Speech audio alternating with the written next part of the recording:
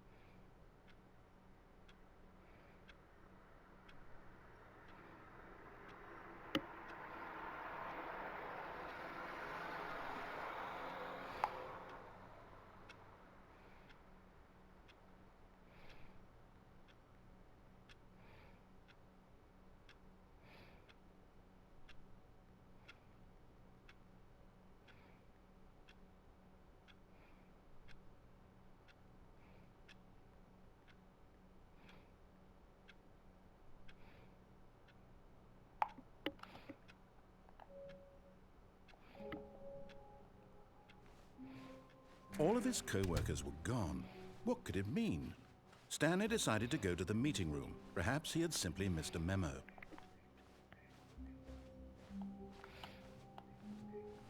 When Stanley came to a set of 2 open doors, he entered the door on his left.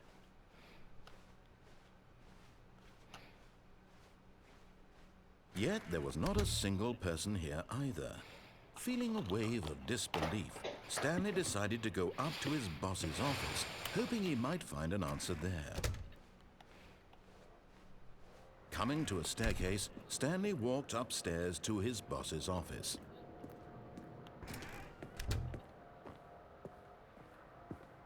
Stepping into his manager's office, Stanley was once again stunned to discover not an indication of any human life.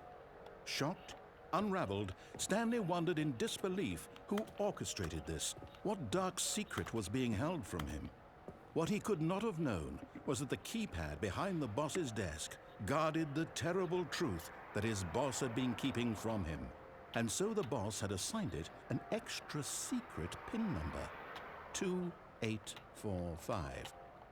But of course, Stanley couldn't possibly have known this. Yet incredibly, by simply pushing random buttons on the keypad, Stanley happened to input the correct code by sheer luck. Amazing. He stepped into the newly opened passageway.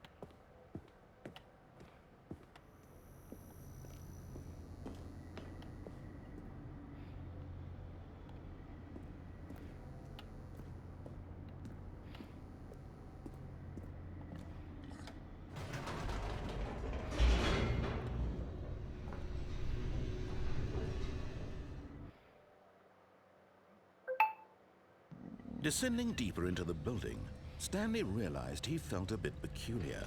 It was a stirring of emotion in his chest, as though he felt more free to think for himself, to question the nature of his job. Why did he feel this now, when for years it had never occurred to him? This question would not go unanswered for long.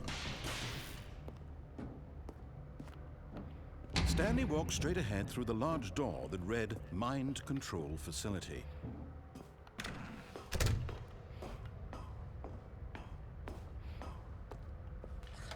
The lights rose on an enormous room packed with television screens. What horrible secret did this place hold? Stanley thought to himself. Did he have the strength to find out?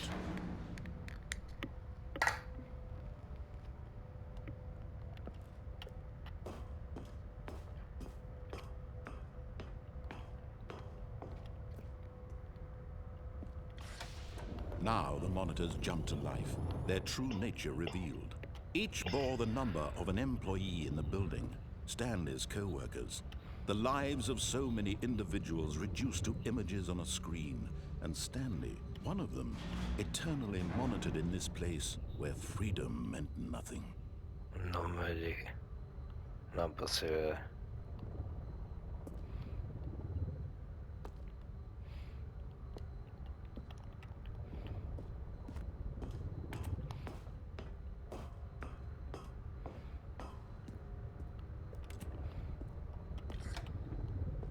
This mind control facility, it was too horrible to believe. It couldn't be true.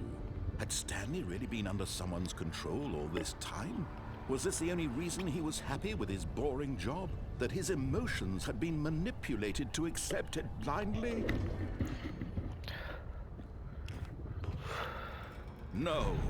He refused to believe it. He couldn't accept it. His own life in someone else's control? Never! It was unthinkable, wasn't it? Was it even possible?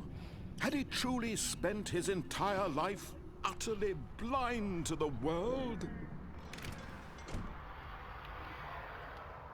But here was the proof, the heart of the operation. Controls labeled with emotions, happy or sad or content, walking, eating, working, all of it monitored and commanded from this very place.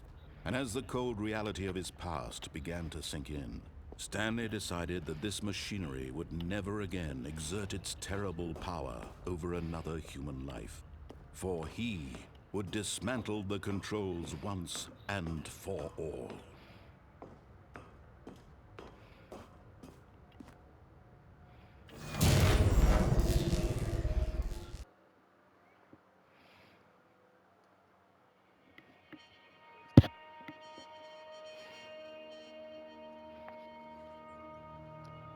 Blackness, and a rising chill of uncertainty. Was it over? Yes! He had won! He had defeated the machine, unshackled himself from someone else's command. Freedom was mere moments away. And yet, even as the immense door slowly opened, Stanley reflected on how many puzzles still lay unsolved. Where had his co-workers gone? How had he been freed from the machine's grasp? What other mysteries did this strange building hold? But as sunlight streamed into the chamber, he realized none of this mattered to him. For it was not knowledge or even power that he had been seeking, but happiness. Perhaps his goal had not been to understand, but to let go. No longer would anyone tell him where to go, what to do, or how to feel. Whatever life he lives, it will be his. And that was all he needed to know. It was perhaps the only thing worth knowing. Stanley stepped through the open door.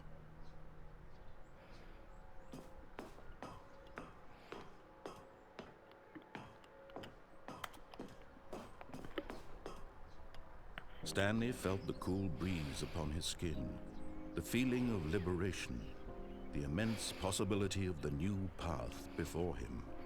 This was exactly the way, right now, that things were meant to happen. And Stanley was happy.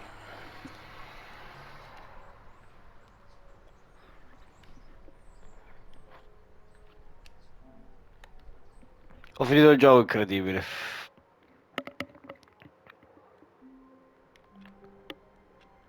Porco Dio, che cos'è?